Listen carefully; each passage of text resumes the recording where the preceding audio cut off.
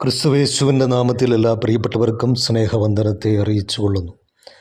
മത്തായി എഴുതിയ സുവിശേഷം 1-ാം അധ്യായം 22-ാം വാക്യം. കന്യക ഗർഭിണിയായൊരു മകനെ പ്രസവിക്കും, അവന് ദൈവം നമ്മോട് കൂടെ എന്നർത്ഥമുള്ള ഇമ്മാനുവേൽ എന്ന് പേർ വിളിക്കും. കർത്താവായിരിക്കുന്ന യേശു ക്രിസ്തുവിൻ്റെ ജനനത്തോടുള്ള ബന്ധത്തിൽ ദൈവത്തിൻ്റെ അരുളപ്പാട് നമുക്കിവിടെ കാണുവാൻ കഴിയുന്നു.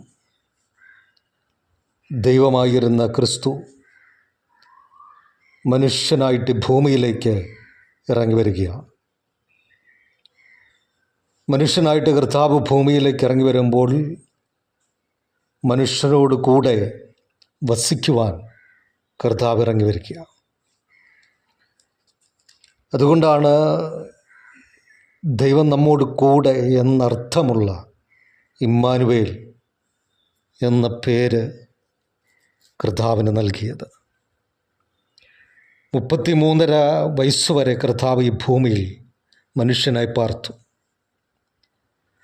കർത്താവ് ജനത്തോടു കൂടെ ആയിരുന്നു. കർത്താവ് മരിച്ചു അടക്കപ്പെട്ട് ഉയർത്തെഴുന്നേറ്റ് ഇന്നും ജീവിക്കുന്നു. ഇന്നും നമ്മോട് കൂടെ കർത്താവായിരിക്കുന്ന യേശു ക്രിസ്തുവിൻ്റെ സാന്നിധ്യമുണ്ട്.